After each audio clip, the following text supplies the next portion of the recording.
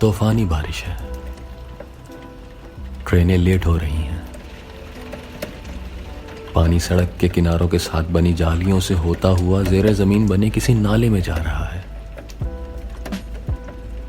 लोग रंग बिरंगी छतरियों के साथ आसमान से बरसते पानी से खुद को बचाते, हंसते मुस्कुराते, हाथों में हाथ डाले कहीं ना कहीं जा रहे हैं।